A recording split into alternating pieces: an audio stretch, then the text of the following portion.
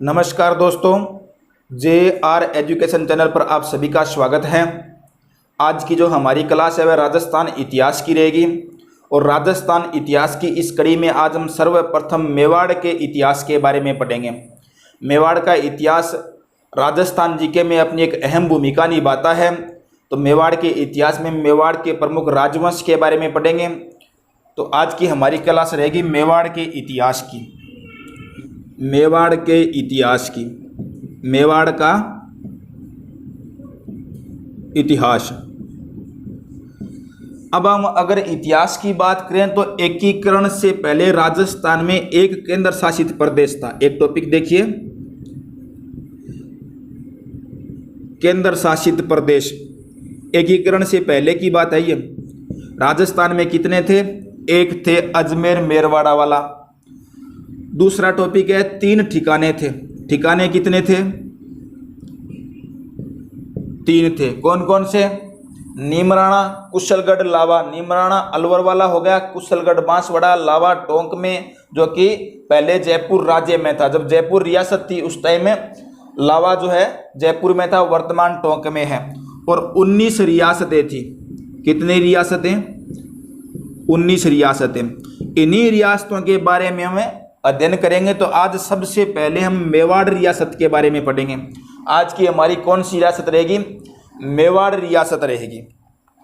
मेवाड़ जो है सबसे प्राचीन रियासत है। मेवाड़ जो है सबसे प्राचीन रियासत है। सबसे प्राचीन रियासत। मेवाड़ रियासत का महाभारत काल में नाम मिलता है सीवी जनपद। मुख्य टॉपिक देखिए, सीवी जनपद। सीवी जनपद नाम कहाँ मिलता है? महाभारत काल में। महाभारत काल में सीवी जनपद की महाभारत काल में उस समय राजधानी थी मध्यमिका। कौन सी थी? मध्यमिका, वर्तमान चित्तौड़गढ़ वाला इलाका। तो सीवी जनपद किसे कहा गया? मेवाड़ को ही कहा गया महाभारत काल में। इसका अन्य नाम प्रागवाट भी मिलता है। क्या नाम मिलता है? प्रागवाट। तो इसे ही मेदपाट भी कहा गया। अब ये मेदपाट क्यों कहा गया? प्राचीन समय में जब ये मेवाड़ वंश है, मेवाड़ जो इतिहास है, मेवाड़ में जब गुहिल शासन करते हैं उससे पहले यहाँ मेर जाति की निवास करती थी। मेर जाति। इस मेर जाति को ही मेद जाति कहा गया। इसे ही मेव कहा गया। तो गुहिलों के शासन से पहले यहाँ मेर, मेद या मेव जाति निवास करती थी। इसका अधिकार था, इसलिए इस जो स्थान है इस स्थान को मेदपाट के नाम से भी जाना जाता था। महाभारत काल में इसी मेवाड़ को सीवी जनपद कहा गया। सीवी जनपद की राजधानी मध्यमिका थी, जो वर्तमान चित्तौड़ वाला इलाका है। तो मेवाड़ इतिहास की हम शुरुआत करते हैं। रामायण में वे थे भगवान राम। भगवान राम। राम के 2 पुत्र थे, लव और कुश। राम के कितने पुत्र थे? लव और कुश 2। इस कुश के वंश में 566 ईस्वी के लगभग 566 ईस्वी के लगभग एक व्यक्ति हुआ था गुहादित्य। और गुहादित्य इस स्थान पर गुहिल वंश की स्थापना करता है। गुहिल वंश की नींव रखता है। 566 ईस्वी में गुहादित्य जो है गुहिल वंश की नींव रखता है। और गुहिल जो वंश है मेवाड़ पर, ये समझिए किसी एक प्रांत पर सबसे अधिक लंबे समय तक शासन करने वाला वंश कौन सा था? गुहिल वंश था। संपूर्ण संसार में, संपूर्ण संसार के कोई भी राजवंश देखें तो सबसे लंबे समय तक एक ही प्रांत पर शासन करने वाला वंश कौन सा था? गुहिल वंश था। गुहिल वंश की स्थापना करता है गुहादित्य। और गुहादित्य भगवान राम के पुत्र कुश के वंशज है। 566 ईस्वी में इन्होंने गुहिल वंश की नींव डाली। अब ये गुहादित्य कौन है? गुहादित्य के पिता का नाम था शिलादित्य और माता का नाम था पुष्पावती। अब ये जो शिलादित्य हैं ये गुजरात के वल्लभीगढ़ के शासक थे। वल्लभी नगर वल्लभीगढ़ के या वल्लभी के शासक थे कौन? शीलादित्य। और ये जो पुष्पावती है यह आबू के परमारों की बेटी थी। तो आबू की परमार वंश की राजकुमारी कौन हो गई? पुष्पावती। और शीलादित्य जो है गुजरात के वल्लभीगढ़ के शासक थे। इन दोनों का विवाह होता है और इन दोनों को 6 संतानें होती है। कितनी संतानें? 6 संतानें। और 6 की 6 कौन थी? पुत्रियां थी। 6 संतानों के रूप में कौन प्राप्त थी? 6 पुत्रियां थी इनके। तो भगवान राम के पुत्र कुश के वंश में शीलादित्य हुए थे। और शीलादित्य और पुष्पावती, शीलादित्य गुजरात के वल्लभीगढ़ के शासक, पुष्पावती आबू के परमार वंश की राजकुमारी, इन दोनों का विवाह होता है। और पुष्पावती को शीलादित्य से 6 संतान थी। 6 की 6 कौन थी? पुत्रियां थी। जब यह गर्भवती होती है अपनी 7वीं संतान के लिए कौन? पुष्पावती, तो यह आबू के अर्बुदा मंदिर में, अर्बुदा माता का मंदिर, अर्बुदा मंदिर में 7वीं संतान के लिए अर्बुदा माता के मंदिर में पुत्र रूप में प्राप्त करने के लिए मन्नत मांगने जाती है। क्या हुआ? जब पुष्पावती अपनी 7वीं संतान के लिए पुत्र रूप में प्राप्ति के लिए, 7वीं संतान को पुत्र रूप में प्राप्त करने के लिए अर्बुदा देवी के मंदिर में आबू में मन्नत मांगने जाती है वल्लभगढ़ से आकर। यह यहाँ की राजकुमारी थी, मायके आई थी। तो जब यह पुष्पावती अर्बुदा माता के मंदिर में आती है तो पीछे से शीलादित्य के वल्लभीगढ़ पर आक्रमण कर देते हैं अरब वाले। अरबों का आक्रमण होता है। किसका? अरबों का आक्रमण होता है। और इस प्रांत को, जहां शीलादित्य थे, इस पूरे प्रांत को नष्ट कर दिया जाता है। और शीलादित्य की इस आक्रमण में क्या हो जाती है? मृत्यु हो जाती है। आई बात समझ में? देखिए, ये हो गए गुहादित्य। कौन हो गए? गुहादित्य, गुहिल वंश के संस्थापक।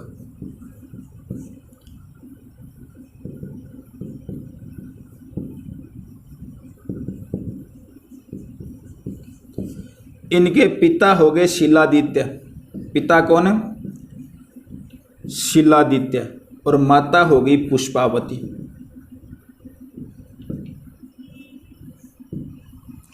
अब शीलादित्य गुजरात के वल्लभीगढ़ के शासक थे, वल्लभी के शासक। और यह थी परमार राजकुमारी।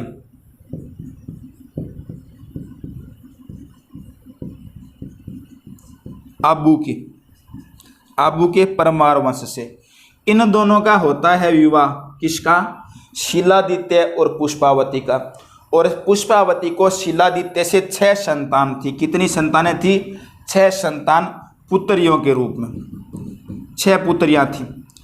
और जब 7वीं संतान से यह गर्भवती थी, 7वीं संतान के लिए गर्भवती थी, तब अर्बुदा माता के मंदिर में जाती है। कहाँ पर? आबू में अर्बुदा के मंदिर में, अर्बुदा देवी। यहाँ पर मन्नत मांगने आती है कि 7वीं संतान जो है वह मुझे पुत्र रूप में मिले। तब पीछे से इस शीलादित्य के वल्लभी पर आक्रमण करते हैं अरब वाले। कौन? अरबों का आक्रमण होता है। और इस आक्रमण में वल्लभी तो नष्ट होता ही है, शीलादित्य की मृत्यु हो जाती है। शीलादित्य की मृत्यु हो जाती है। अब इसकी मृत्यु के बाद संकट आया किस पर? पुष्पावती पर। पुष्पावती पर संकट ये आया कि उस समय राजपूतों में कुछ प्रथाएं प्रचलित थी। एक प्रथा थी कि पति की मृत्यु के बाद स्त्री को सती होना पड़ता था। पति की मृत्यु के बाद स्त्री को सती होना पड़ता था। दूसरी समस्या ये थी कि जब स्त्री गर्भवती हो तब सती नहीं हो सकती थी। और तीसरी, पति की मृत्यु के बाद स्त्री अपने पिता के घर में नहीं रह सकती। कितनी समस्याएं होगी? 3 समस्याएं। किसके सामने? पुष्पावती के सामने। क्या? शीलादित्य की तो मृत्यु हो गई, पुष्पावती गर्भवती थी, तो राजपूतों में प्रथाएं थी कि स्त्री को सती होना पड़ता था, लेकिन गर्भवती जो महिला है वो सती नहीं हो सकती और अपने पिता के घर में भी नहीं रह सकती पति की मृत्यु के बाद। तब ये पुष्पावती क्या करती है इस संकट की स्थिति में? एक तो जो वल्लभी है और ये आबू है, इन दोनों के बीच एक स्थान था वीरनगर। कौन सा स्थान था?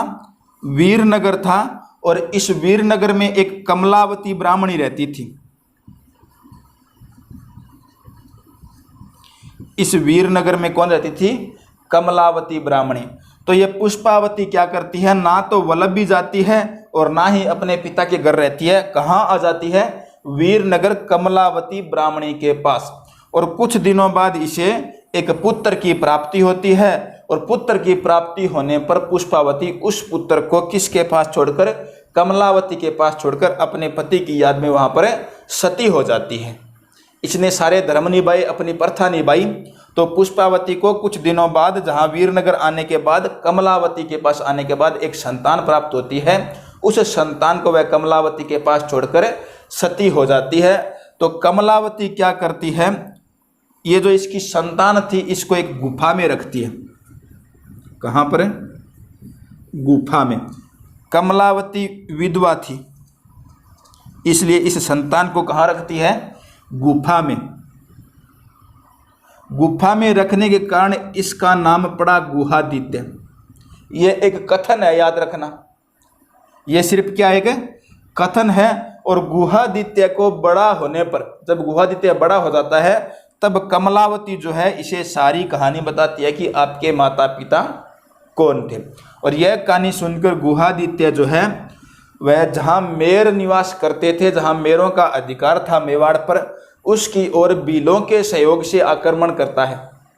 बीलों को साथ लेकर वहाँ पर आक्रमण करता है, अर्थात अपना अधिकार कर लेता है। कहाँ पर? मेवाड़ वश पर।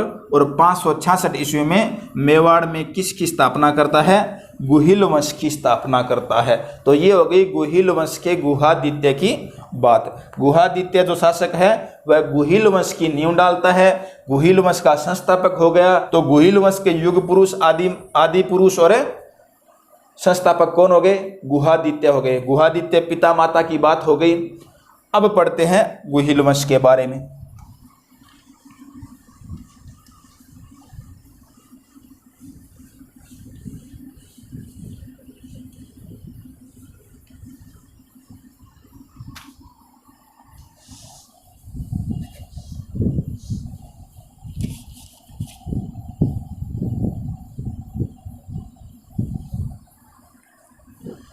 गुहिल वंश के कुल देवता होते हैं एकलिंगनाथ जी।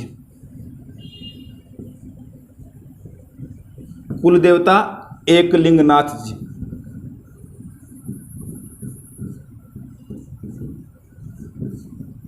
कौन हो गए?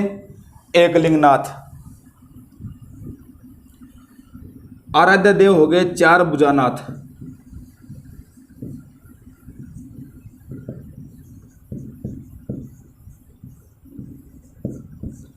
कुल देवी हो गई बाण माता।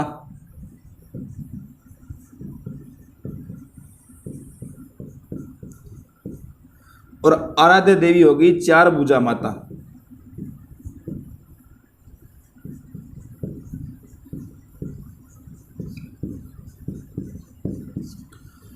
और जो गुहादित्य द्वारा स्थापित किया गया गुहिल जो वंश है, संसार का एकमात्र वंश है या संसार का एकमात्र राजवंश है जो सबसे लंबे समय तक एक ही प्रांत पर शासन करता है। यह सिर्फ और सिर्फ संसार के सभी राजवंशों में एकमात्र राजवंश है। अब बात करते हैं, जब लगभग सभी शासकों ने मुगलों की अधीनता स्वीकार कर ली थी, राजस्थान में जब लगभग सभी शासकों ने, सभी राजपूत राजाओं ने मुगलों की अधीनता स्वीकार कर ली, उस समय तक भी गुहिलों ने अपने मेवाड़ के मान सम्मान गौरव की रक्षा करी थी, कष्ट सहने के बावजूद। जब सभी ने मुगलों की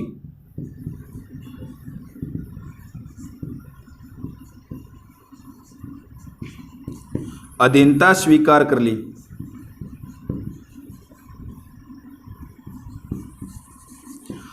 जब सभी ने मुगलों की अधीनता स्वीकार कर ली, तब भी अत्यंत कष्टों को सहते हुए, अत्यंत कष्ट या दुख सहन करते हुए मेवाड़ के गुहिल वंश के शासकों ने कभी भी अपने मेवाड़ के मान सम्मान गौरव को झुकने नहीं दिया था और इनकी मुगलों की अधीनता स्वीकार नहीं करी थी। और इसी कारण भारतवर्ष में जब गुहिल वंश को या गुहिल वंश के शासकों को हिंदवा सूरज की उपाधि दी गई है। हिंदवा सूरज, हिंदवा सूरज किसे कहा गया है? गुहिल वंश के शासकों को।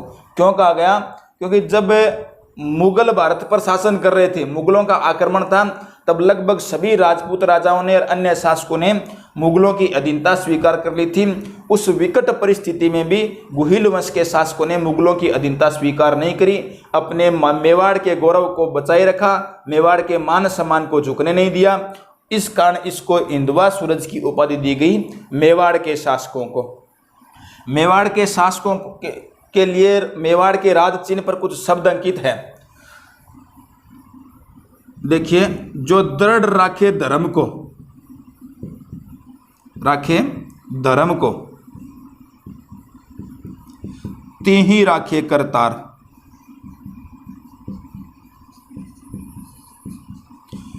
मेवाड़ के राज चिन्ह पर यह शब्द अंकित है, जो दृढ़ राखे धर्म को, जो दृढ़ राखे धर्म को, तिहि राखे करतार। जो अपने धर्म के प्रति अडिग रहता है, भगवान भी उसकी रक्षा करता है। जो अपने धर्म के प्रति अडिग रहता है, अपने धर्म का मान सम्मान करता है, अपने धर्म की रक्षा करता है, तो उसकी भगवान भी रक्षा करते हैं, भगवान भी उसका सम्मान करते हैं, करतार पुरुष भी उसका सम्मान करता है। तो ये बात कहाँ हो गई? मेवाड़ के राज चिन्ह पर अंकित है, जो दृढ़ राखे धर्म को, तिहि राखे करतार। अर्थात जो अपने धर्म के लिए अडिग रहता है, जो अपने धर्म पर अडिग रहता है, भगवान भी उसकी रक्षा करते हैं, करतार भी उसका सम्मान करता है।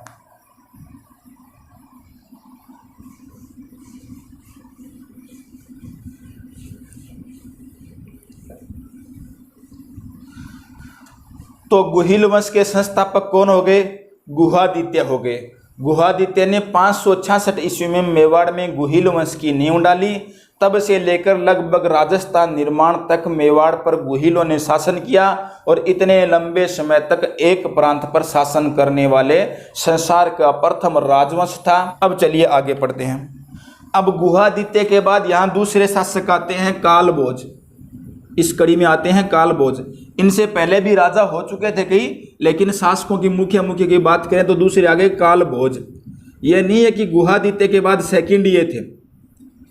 गुहादित्य व कालभोज के बीच में भी कई शासकों का शासन रहा था। कालभोज जो है मेवाड़ के शक्तिशाली शासकों में गिने गए वीर शासक हो गए, वीर शासक हो गए। महेंद्र सेकंड के वंशज थे। महेंद्र द्वितीय के वंशज व उत्तराधिकारी थे। कालभोज को बप्पा रावल की उपाधि भी है, इन्हें बप्पा रावल भी कहते हैं।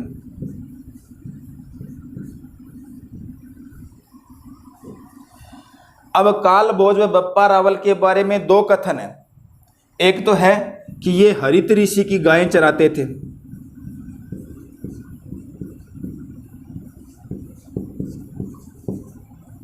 हरित ऋषि की गायें चराते,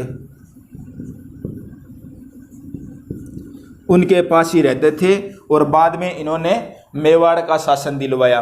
और एक कथन इनके बारे में ये है कि हरित ऋषि जो है वे एकलिंग जी के पुजारी थे। कौन थे? एकलिंग जी के पुजारी थे, और एकलिंग जी गुहिल वंश के कुल देवता थे।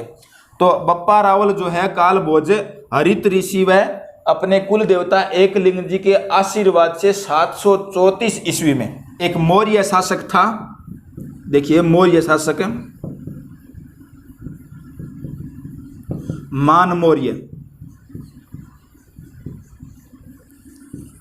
मान मौर्य से चित्तौड़गढ़ दुर्ग छीनते हैं।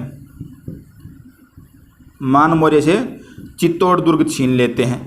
इनके बारे में कितने कथन हो गए कालभोज के बारे में? हालांकि ये कालभोज और बप्पा रावल दो अलग अलग एक ही है। रणकपुर प्रशस्ति में इन दोनों को अलग माना गया है। बाकी संपूर्ण इतिहास में कालभोज और बप्पा रावल को एक ही माना गया है। सिर्फ रणकपुर प्रशस्ति में इनको अलग अलग माना गया है। तो कालभोज जो है वीर शासक हुए मेवाड़ के, महेंद्र सेकंड के वंशज थे। अब क्या करते हैं? इनके बारे में दो कथन है कि हरित ऋषि की गाय चराते थे। दूसरा कथन है कि हरित ऋषि के आशीर्वाद व एकलिंग जी के आशीर्वाद से मान मौर्य को हराकर चित्तौड़ दुर्ग छीनते। ये चित्तौड़ दुर्ग तो छीनते हैं, लेकिन ये दो कथन क्यों आए? कहा जाता है कि जब गुहादित्य ने गुहिल वंश की नींव डाली, किसने डाली थी? गुहादित्य ने। गुहादित्य जब गुहिल वंश की नींव डालता है मेरों को हराकर, तब किसके सहयोग से लड़ता है इनके साथ? भीलों के सहयोग से। गुहिल वंश की स्थापना करता है भीलों के सहयोग से। किसके सहयोग से? भीलों के सहयोग से। कौन? गुहादित्य। तब भीलों के सहयोग से जब ये नींव डालता है, अर्थात अपना जहाँ अधिकार करता है, अपना राजवंश स्थापित करता है, तब गुहादित्य की भीलों के साथ एक संधि हुई थी। किसके साथ? भीलों के साथ एक संधि हुई थी। और उस संधि में गुहादित्य द्वारा भीलों को वचन दिया गया कि जब तक मेवाड़ पर गुहिलों का शासन रहेगा तब तक भीलों से कभी भी कर नहीं लिया जाएगा। गुहादित्य आज का भीलांग सहयोगों जो को मेर आरो इलाको हो, जठे मेर जाति को अधिकार हो, बठे मेवाड़ पर जाके गुहिल वंश की स्थापना करे। भीलांग सहयोगों, भीलों के पास तलवारें थी, अस्त्र शस्त्र थे, तो गुहादित्य अंग सहयोगों गुहिल वंश की स्थापना करें। लेकिन भीला ने एक वचन दियो जावे गुहादित्य की तरफ। के वचन देवे? कि जब तक मेवाड़ पर गुहिल वंश को शासन रहसी तब तक भीला को कभी भी कोई भी प्रकार को कर को नहीं लिया जावे शासकों द्वारा। गुहिल वंश द्वारा कोई भी प्रकार को कर को नहीं लिया जावे। और ये बात इनके वंश में चलती रही। जब वह महेंद्र सेकंड, महेंद्र द्वितीय, उसका एक आधा अलग प्रकार का लोग वह हर पीढ़ी में, हर परिवार में, हर राजवंश में आज भी आपने मिलता है कि कोई का विचार कोई वे, कोई का विचार कोई वे। महेंद्र का आ बात पसंद कोनी का आगनु कर कौन लेवा। महेंद्र के काम करो, भीलों को प्रताड़ित करना शुरू कर दिया। महेंद्र के करो, भीला ने प्रताड़ित करना शुरू कर दियो और क्यों माने कर दियो। जब भीलांग वंशज गुहादित्य की बात याद दिलावे कि महेंद्र सेकंड ने जब थे अठ गुहिल वंश की स्थापना करी, तब थारी और मारी एक संधि हुई कि जब तक मेवाड़ पर गुहिल वंश को शासन रहेगो तब तक भीला को कर को नहीं लियो जाए। महेंद्र नट जे, महेंद्र कहे मन तो ध्यान ही कोनी। महेंद्र के कहे ई बात को मन तो ध्यान ही कोनी, ना बै खटी लिख गया आपा तो करे लेशा, आपा तो कर लेशा। आ बात कौन कहे? महेंद्र सेकंड के। भील भी ताकतवर थे, अस्त्र शस्त्र रखते थे। भील बेलावे क्यों? बोले महेंद्र ने करे दे देवा। भीला की बात करी, महेंद्र तो कर ले सिरे को नहीं जे वह तो महेंद्र ना पा कर दे देवा। और वह महेंद्र ने कर देवे, अर्थात महेंद्र की हत्या कर देते हैं। कौन है? भील मिलकर। गुहादित्य के वंश में हो महेंद्र सेकंड, गुहादित्य का वंशज था। कालभोज का पिता हो गया, कालभोज इसके वंशज हो गए, उत्तराधिकारी हो गए। तो महेंद्र सेकंड कर गो लालच करे, भीला सागे प्रताड़ित करे के माने कर देव। भील कवे थारी और मारी थारे वंश की स्थापना के समय एक संधि हुई कि जब तक मेवाड़ रियासत पर गुहिलांगो शासन रहसी, गुहिल शासक रहेंगे, गुहिल राजवंश का शासन रहेगा, तब तक थारकनो कर को नहीं लियो जावे। महेंद्र के आ बात हुई कोनी, आपस में अनबन हो जावे। भील ताकतवर, भील महेंद्र सेकंड की हत्या कर देवे। जद मानो जावे कि वह कालभोज की भी हत्या करनी चावा। कौन है? भील। वो एक कथन है, कालभोज की भी हत्या करनी चावा। तब हरित ऋषि का एक लिंग जी का पुजारिया और वह कालभोज ने आपके कने ले जाए और बठे गाय चरावे कालभोज। और बिंग बाद फिर बंग आशीर्वाद 734 ईस्वी में चित्तौड़ दुर्ग छिने की गनु मौर्य शासक मान मौर्य गनु। ए दो कथन, हालांकि एक कथन है इतिहास में भी थाने मिलेगो। और कालभोज अपने शासन में सोने के सिक्के चलाते हैं। किसके सिक्के? सोने के सिक्के। सोने के सिक्के किसके शासन में चलाए गए? कालभोज के शासन में, बब्बा रावल के शासन में। कालभोज के शासन में सोने का सिक्का चलाया गया। जब चित्तौड़ दुर्ग पर आपको अधिकार करें, उस समय मेवाड़ की राजधानी नागदा थी और नागदा में इनका देहांत होता है। किसका? कालभोज बप्पा रावल का अंत में नागदा में देहांत हो जाता है। यहाँ पर इनका समाधि स्थल भी बना हुआ है, एक लिंग जी से 1 मील दूर है। उसको बप्पा की समाधि या बप्पा के स्मारक के नाम से जाना जाता है। अब अगले शासक की बात आती है राजा अल्लट की। बप्पा रावल के बाद कौन आते हैं? राजा अल्लट। कालभोज का वंशज। किसके वंशज थे? कालभोज के वंशज थे राजा अल्लट। अब राजा अलट के समय जो मेवाड़ रियासत है वह बड़ी उन्नति करती है। मेवाड़ रियासत की तब तक अधिक उन्नति, मेवाड़ रियासत की उन्नति।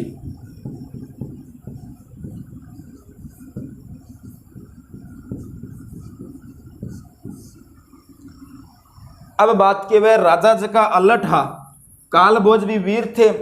राजा अलट का थोड़ा दिमाग तेज हो, व्यापारी आदमी हा और बिजनेस की शुरुआत कर दे वह आहड़ में। कटे आहड़ में मेन ब्रांच खोले हुए मेवाड़ की बिजनेस की, जिसकी सेल ऑफिस है, कैश काउंटर है, जिको आहड़ में बना ले हुए राजा अलट। और अठे आहड़ गए मां के है व्यापारी केंद्र बनाने के कारण मेवाड़ जी की रियासत है बा राजा अलट के समय में खूब उन्नति करे। राजा अलट के समय में मेवाड़ रियासत की खूब उन्नति होती है। आहड़ प्रमुख व्यापारी केंद्र बनता है। व्यापारिक केंद्र, सारा लेन देन आहड़ से होता था। तो राजा अलट क्या करते हैं कि रोज रोज यहाँ से कौन आए कौन जाए, आहड़ को बना देते हैं राजधानी। क्या बना देते हैं? राजधानी। ये थे राजा अलट। राजा अलट बिजनेसमैन व्यापारिक आदमी थे। आहड़ में व्यापार शुरू करते हैं। प्रमुख व्यापारी केंद्र आहड़ को बना लिया और आहड़ को राजधानी बना दिया मेवाड़ की। और राजा अलट के बारे में एक बात और है, इनका विवाह होता है हूण राजकुमारी हरिया देवी से। किससे? हरिया देवी से। और हूण राजकुमारी हरिया देवी से विवाह करते हैं। इसका अर्थ हो गया राजस्थान प्रांत में यह प्रथम अंतरराष्ट्रीय विवाह था। राजस्थान का प्रथम अंतरराष्ट्रीय विवाह कौन सा था? राजा अलट का। राजा अलट के समय मेवाड़ की जो रियासत है खूब उन्नति करती है। आहड़ प्रमुख व्यापारी केंद्र था। आहड़ को राजधानी बना दिया गया। और ये हूण राजकुमारी हरिया देवी से विवाह करके और ये कहते हैं कि हमने अंतर्राष्ट्रीय स्तर पर विवाह कर लिया, अर्थात राजस्थान का प्रथम अंतर्राष्ट्रीय विवाह राजा अलट और हरिया देवी का विवाह था। 12 की नागरिकता ले लेवे। फिर इसी कड़ी में एक आगे होते हैं 1158 ईस्वी में। देखिए 1158 ईस्वी में एक शासक होते हैं रण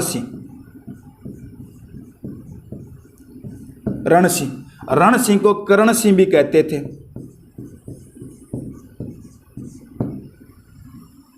1158 ईस्वी में गुहिल वंश में एक शासक होते हैं रण सिंह को करण सिंह भी कहा जाता। और रण सिंह का वह 2 पुत्र। कितने पुत्र? 2 पुत्र। एक को नाम तो क्षेम सिंह, दूसरे का नाम था राहप। और राहप और क्षेम सिंह कौन है? राजा रण सिंह का पुत्र। क्षेम सिंह एक न्यारी शुरुआत करे। हर इंसान ये अलग अलग खूबी है। क्षेम सिंह धारण करते हैं रावल की उपाधि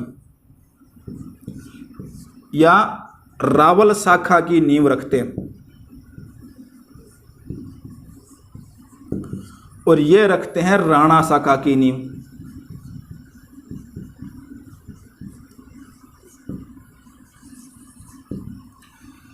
क्षेम सिंह रण सिंह का पुत्र। क्षेम सिंह जचगी का आज के बाद कोई क्षेम सिंह नहीं कहेगा। आज के बाद क्या होगा? रावल क्षेम सिंह। आज के बाद आपनो नाम क्या है? आज के बाद आपनो नाम है रावल क्षेम सिंह। और उसी दिन से रावल शाखा की नींव रखते हैं। और उसके बाद क्षेम सिंह के बाद मेवाड़ के शासक रावल की उपाधि धारण करने लगे। और अंतिम रावल शासक हुआ था रतन सिंह। रावल शाखा में अंतिम शासक होता है रावल रतन सिंह। उसके बाद ये महाराणा या राणा की उपाधि धारण करते हैं। वो बात आगे पढ़ेंगे। तो क्षेम सिंह के बात आई। क्षेम सिंह का आपन को रावल क्या शो रावल। तो रावल क्षेम सिंह। तो राहब के भाई थे रावल हो तो मैं क्या राणा। आप अपने न्यारो काम कराना ए न्यारा हो जाए। क्षेम सिंह कौन है? राहब। और राणा की उपाधि धारण करे सिसोदा ग्राम में। सिसोदा ग्राम की स्थापना। ए गामी न्यारो बसावे और शाखाई नारी लेवे ग्राम की स्थापना कर गई। सिसोदा ग्राम की स्थापना करके राणा शाखा की नींव रखते हैं और सिसोदा ग्राम की स्थापना करने के कारण अंत में ये शासक सिसोदिया वंश कहलाए। जो गुहिल वंश के बाद सिसोदिया वंश है, जो गुहिल वंश की एक शाखा है, इसके बारे में पढ़ेंगे। क्षेम सिंह को रावल की शाखा और राहप ने कौन सी शाखा? राणा शाखा। दो भाई दोनों अलग अलग काम कर दिया। तो आपा तो रावल है जगह क्योंकि ए मेवाड़ में रह गया, ए बारह उठ गया, आ छोड़ दियो जगह पसंद को नहीं। तो आप रावल के बारे में पढ़ अंग बारे में तो पढ़ी कौन सा? ए तो मेवाड़ छोड़ गया, ए मेवाड़ में एक क्षेम सिंह। तो मेवाड़ में तो आप मेवाड़ के बारे में पढ़ मेवाड़ के बारे में पढ़ तो आपने रावल के बारे में पढ़ना पड़ेगा, रावल शासकों के बारे में। अब ए जगह रावल क्षेम सिंह अंग भी दो पुत्रा, रावल क्षेम सिंह